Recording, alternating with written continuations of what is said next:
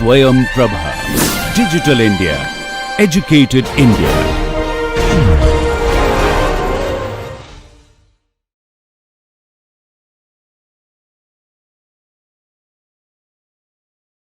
Okay. So this problem provides a very good overview of different type of methods that you can use to formulate the equation of motion.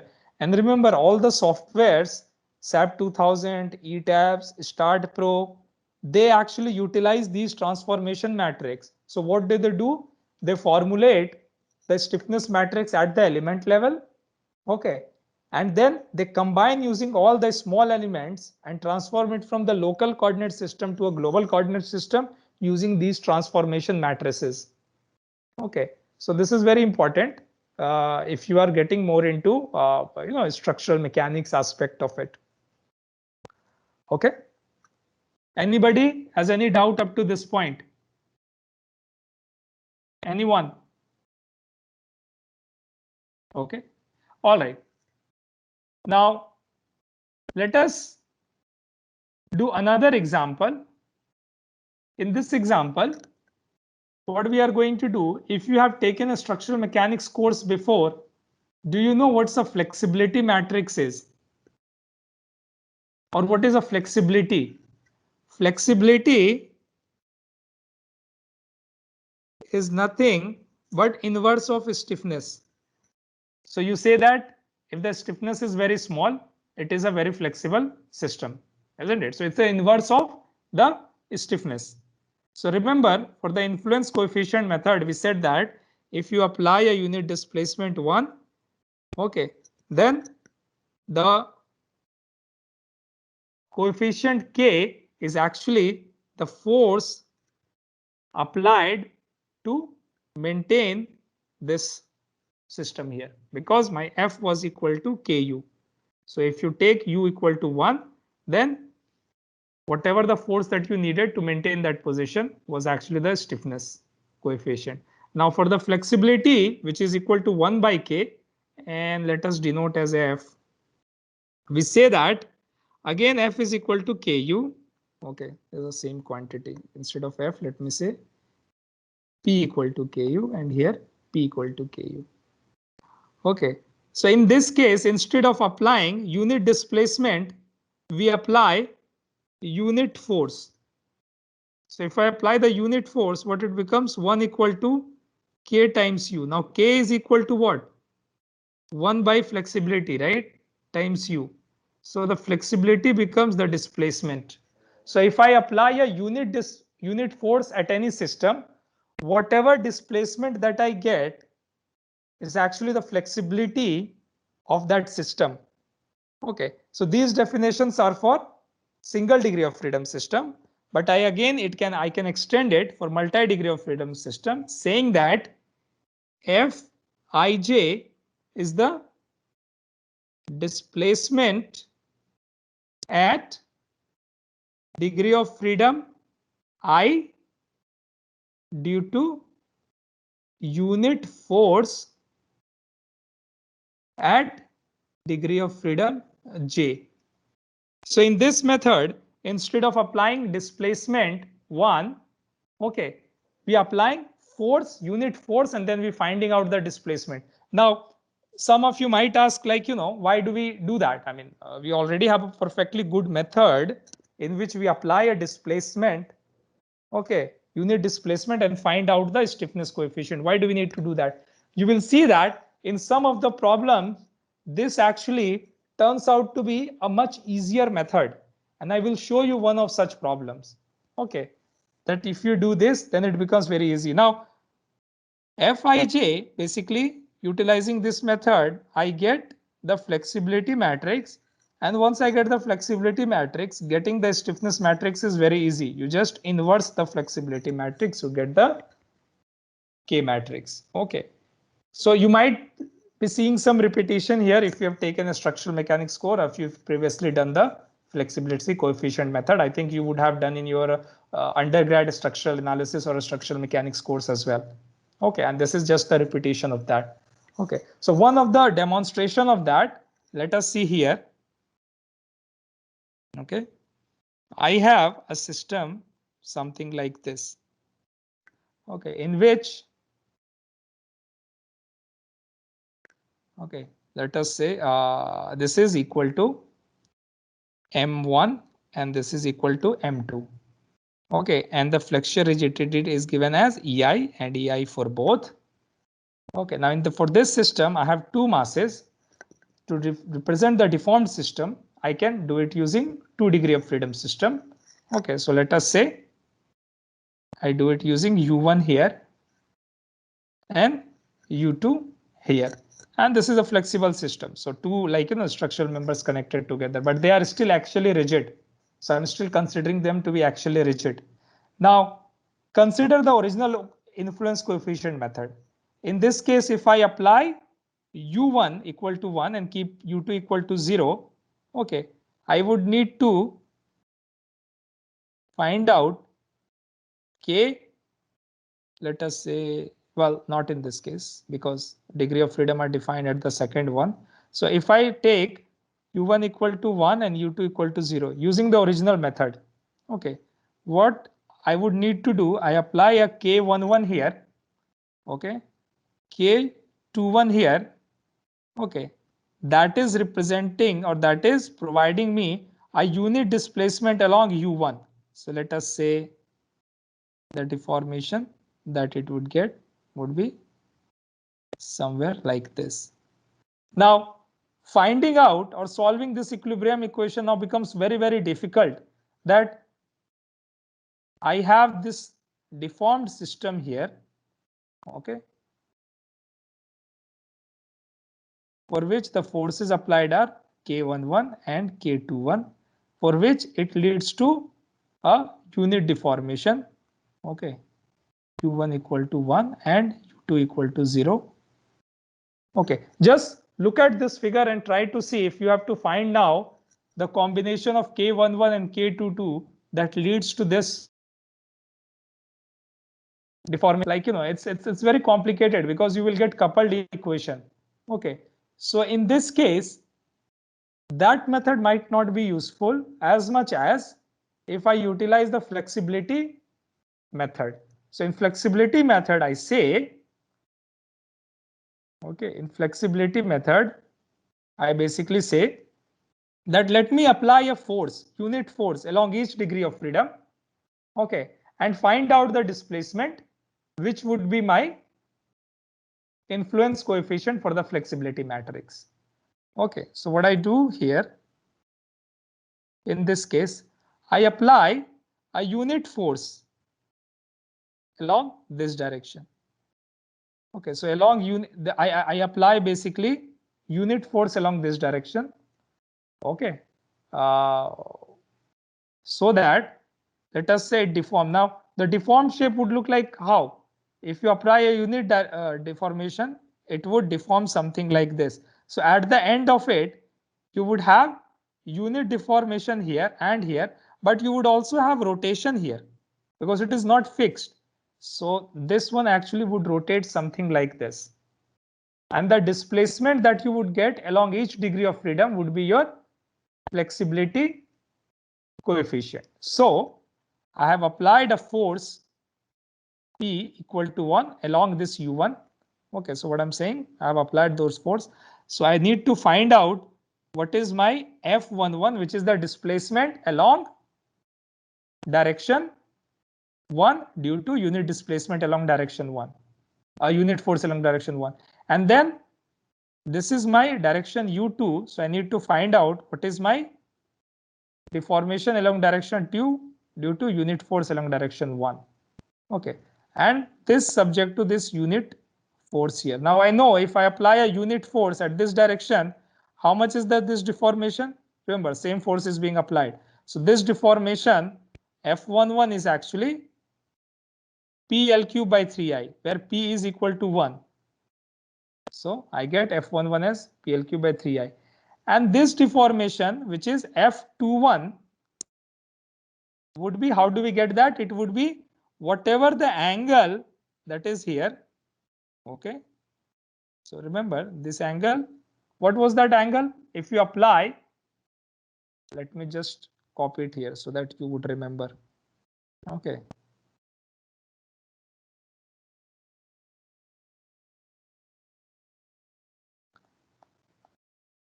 So basically I'm utilizing this a lot here.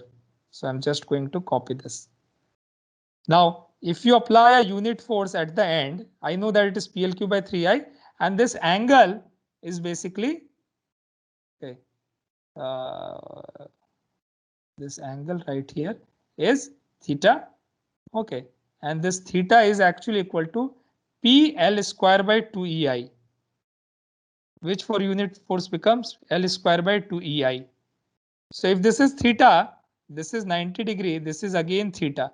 So this deformation would be this theta times this total length here, which would be L times theta. So L times L square by 2EI. So F21 becomes L cube by 2EI. Okay, this is for the first case. In the second case, what I do, I apply unit force along U2. Okay, and zero force along U1, and then see what happens. So in that case, what happens basically, I again have this system here. Okay, when I apply the unit force, what happens? This deforms due to unit force. So this deformation would be F22 due to unit force along direction 2. What is the displacement along direction 2? And whatever the deformation that I get along this, let us say, okay, this deformation is F12. Okay, and this is due to application of unit force. Now, if you apply a unit force at this position, I know that, okay, the moment at this point due to unit force at this would be how much? 1 times L, right? P times L. Whatever the force you apply, the moment at this position would be 1 times L. Okay, so now I have to utilize this as well. Okay, so F22, or let's first write down the F12 would be the unit deformation at this point due to the moment 1 times L, which is equal to L square by 2EI times the moment, which is equal to L. So L cube by 2EI. Okay, and F22, okay, F22 would be simply equal to, now it would be due to this force, so this deformation due to PL cube by 3EI. Okay, so L cube by 3EI. But remember, this is also applying a moment here due to which it is rotating this much. So there would be additional contribution of the rotation of the left column here, and which would be equal to ML by EI, this quantity here. So M is what here? M is L times L by EI. Okay, and this angle times whatever the length of this one is. Okay, so this becomes L cube by 3EI plus L cube by EI, which becomes, in this case, 4L cube by 3EI.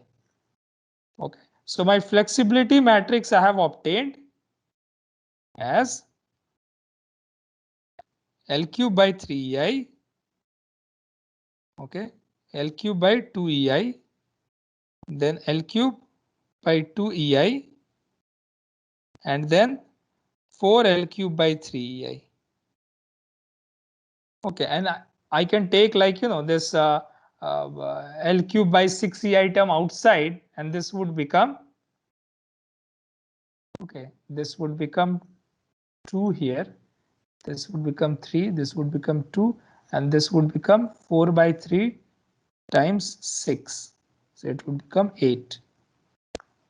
So this is my flexibility matrix, which I could do, like, you know, much easier compared to if I had to use the unit displacement and find out the forces required to maintain that in this case. Okay, so in this case, basically this is my flexibility matrix. K matrix I can get as by inverting the flexibility matrix, and you know, a 2 by 2 matrix you can easily invert. I'm not going to do that here. You can get that as 7 6EI by 7L cube, 8 minus 3 minus 3 2. Excuse me, sir. Yeah. Dhanush, in the flexibility matrix, Hmm. I think this should be 2, 3, 3, 8. Oh yeah, sorry. It is actually 3. That you can also directly say that it should be symmetric. Okay. So it should be 3 because I have L cube by 2EI and L cube by 2EI. Okay. So K matrix you can get. Now in this case, if you look at it, I have mass M1 here and I have mass, okay, M2 here. And the way I have defined my coordinates are, let me check again. Yeah, U1 and U2 along these two directions. Now, to get the mass matrix, if I apply my U1 equal to 1, what is the total mass along degree of freedom 1 that is participating? Okay, it is not only M2. Remember, this is inextensible. I'm considering actually rigid. So if this has acceleration of 1, okay, M1 would also have acceleration of 1. So the total mass along the degree of freedom 1 is actually M1 plus M2. Okay, or if you want to do it methodologically, what I'm saying, if U1 is equal to 1 and U2 is equal to 0, then basically you apply at this point unit acceleration 1. Okay, and I have mass 1 here. So if this has unit acceleration, how much is the unit acceleration at this point? Would also be equal to 1. And if you consider the total force that is required to do that would be M11 equal to M1 plus M2. However, M21, there is no acceleration along the vertical direction. So M21 is equal to 0. Okay. In the second case, if you do this 0 and U2 equal to 1, okay. In that case, all I'm saying here, okay, that U2 is equal to 1 and U1 is equal to 0. And I need to apply a force, let us say M22 and M12 along the respective degree of freedom so that I get that. Now, if you consider the degree of freedom, so summation of forces along x direction, okay, my M12 would be equal to 0. But if I consider summation of forces along the y direction, okay, I have M2 times 1, okay, and that is equal to M22. Now question you might ask, in this case also I have this mass. So if I applying unit acceleration of U2 equal to 1 along this direction, would this mass also move down by the same acceleration? The answer is no. Why? Because although these beams and columns are actually rigid, I'm not considering them flexually rigid here. So if it is going by acceleration 1 here, this may still be at rest. Okay, this is the different from the case when I had considered U1 equal to 1. In that case, basically this was connected by this axial rigidity here. Okay, so that I get this, and my mass matrix becomes M1 plus M2 0 and 0 and M2 for this case. And it purely depends how I'm defining my degree of freedom. Okay, so for this case also I can get M1 plus M2 0 0 M2 U1 and U2. So this is an example of a flexibility matrix. Utilizing the flexibility matrix, how I can get the final, okay, what was it?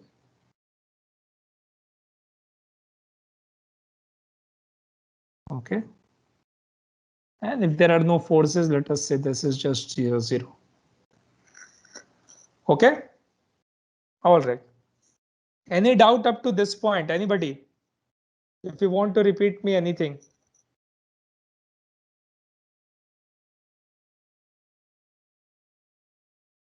No? Okay. If that is clear, let me do one thing. Remember, the equation of motion that we have written is this, right?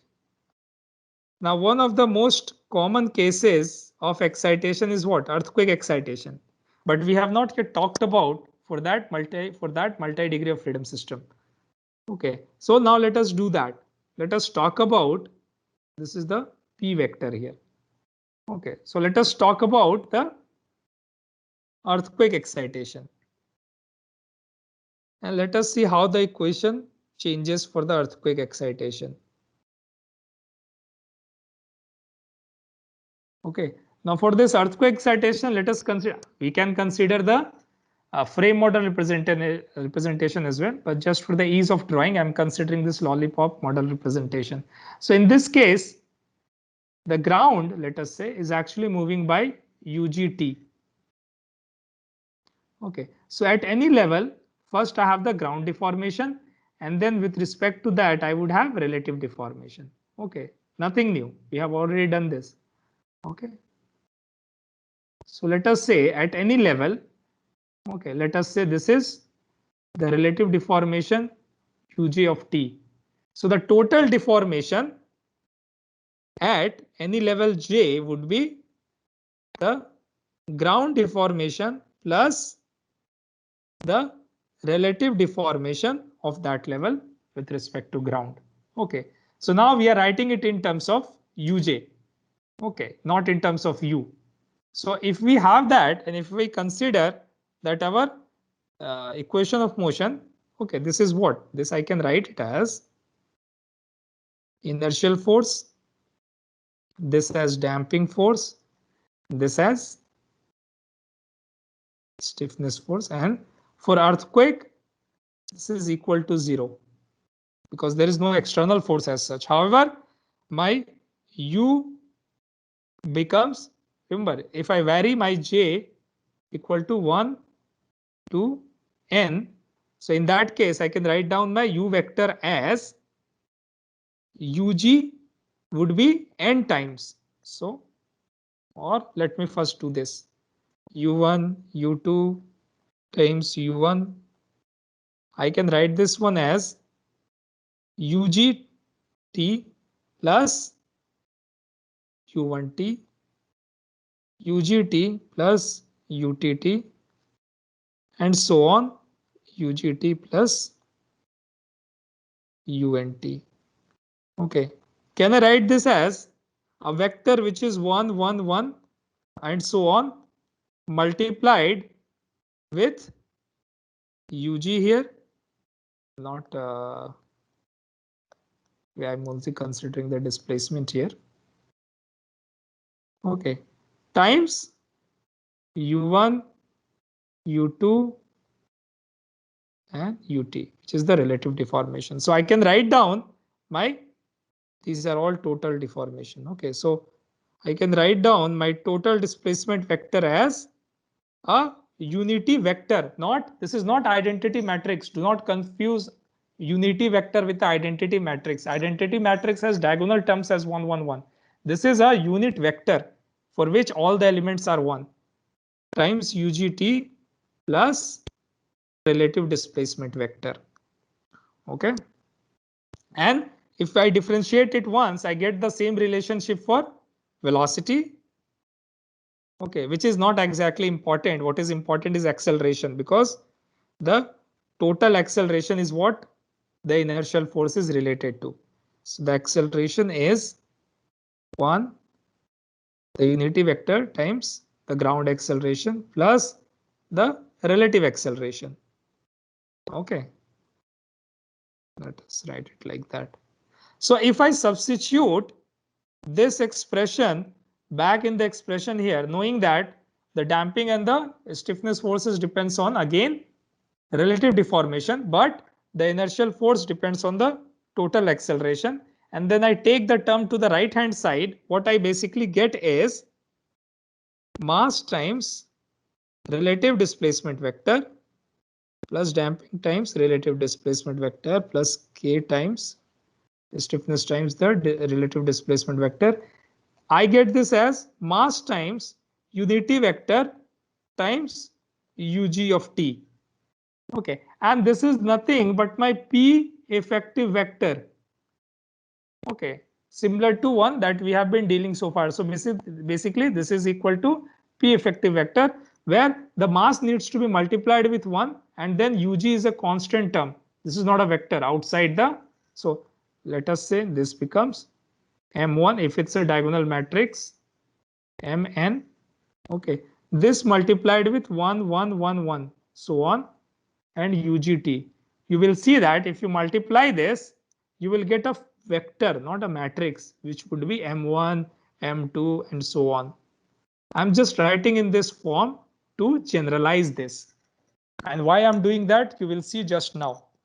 Okay, so for seismic forces, this is my effective force vector for multi-degree of freedom system, where the most important quantity here is the unity vector that I'm talking about. Now, for this case, what we saw, the ground displacement or the ground acceleration was along all the degrees of freedom. So my degrees of freedom were along the ground motion. So whether it is U1, U2, and U3, in many cases that might not happen. And one of the example would be for the case that we have just discussed. Okay, the case above. Okay, in that we said that, okay, for that case, let us say, let me just redraw here. Okay, let me just redraw that. Okay, so this is what we had. All right, what I'm going to do here in this case, or before going into that, let me define. Remember, my P effective that I'm considering right now is mass times a unity vector 1 times UGT. Now, if all degrees of freedom, let me write down all degrees of freedom. If all DOF are not along the ground displacement, then I need to generalize this. This actually becomes P effective equal to a vector L, not a unity vector. Okay, and I'll just come to that. What is that vector L? L is basically called, this is a vector, it's called an influence vector. Okay, that relates the direction of excitation to the degrees of freedom. Okay, so for in this case, how do we get this vector L? Well, you apply a unit displacement along the ground excitation direction. So in this case, for the lollipop model, what I do, I apply a unit displacement here, and whatever the displacement that I get for respective degrees of freedom, they constitute the L vector here. So if I apply, I know that if I apply statically UG equal to 1, then all of them would move by 1 along the respective degree of freedom. So my vector become 1, 1, 1, which is very easy, which I have already done. However, let us compare to the another case. In this case, what I have, 3 masses here, okay, in which the degree of freedom are actually defined as, so this is M1, M2, M3. Degrees of freedom are defined like this. Okay, U2 and then U3 here. Okay, now in this case, if I have ground acceleration, to get the L vector, all I need to do with respect to original position, okay, I need to apply a unit ground displacement. If I apply a unit ground displacement, I know that, okay, let us apply UG equal to 1. This would go here by 1. This would go here by 1. However, this would go here by what? 0. So I need to look at each degree of freedom and see for unit ground displacement, how much is that deforming. So in that case, my L becomes U1 1, U2 1, U3 0. And my P effective, the effective earthquake force, it would become, okay, M times the influence vector times UGT. Okay, where the mass matrix you need to find out using the regular method that you have already been doing. Okay, and in this case, I can say that for this degree of freedom, I would get the mass matrix as when U1 is equal to 1. Okay, remember, these are not actually connected. So if U1 equal to 1, then the masses that are going to participate in that would be only M1. Okay, 0, 0. When U2 is equal to 1, then M2 and M3 both are going to participate. And then when U3 is equal to 1, only M3 is going to participate. So this times the influence vector, which is 1, 1, 0 times UGT. So effectively your force vector would become M1, M2 plus M3 and 0 times UGT. Okay. So this is the effect of finding the influence vector, and this would be utilized later as well when we do the modal analysis and solve the multi-degree of freedom system subject to ground excitation. One special case in this one, we have considered only translational motion, right? So we have considered only translational motion. Okay, let me again redraw it. M1, M2, M3, and this is U1, U2 and U3 along these directions. Okay. Now, what if the ground motion is rotational? So what I'm saying, instead of this, if I consider rotational ground vibration, which in reality actually happens. So let us say I consider like this. And if I give you the height, let us say this is H1, this is H2, and this let us say is, or let us call this L1, L2, L3, the length along each direction. Okay. So let us say this is at height L1, this is at height L2, and this is at height L3. Again, in this case, the effective earthquake force would be nothing but mass times the influence vector times theta double dot gt. Okay, rotational acceleration. However, the influence vector is going to change here, but the procedure is going to remain same. What I'm going to do, I'm going to now apply unit rotation and then see along each direction how much is the deformation. So if I do that, if I apply, let us say, unit rotation, it would look like something like this. And remember, this is not dynamic, this is static. Okay, something like this. Okay, so what I have done, I have applied. Okay, so I have applied unit rotation, the ground, which is basically this angle here. And due to this unit rotation along degree of freedom 1, what would be this? It would be whatever this height, which is L1 times 1. Okay. Along the degree of freedom 2, it would be L2 because it would be the same deformation as this, which would be L2 times 1. And at this point, it would be, remember, if this is the angle theta, this would also be angle theta, and this would be whatever the length L3 times 1. So now my influence vector actually becomes, in this case, as instead of 1, 1, 1, it would be in terms of height L1, L2 and L3.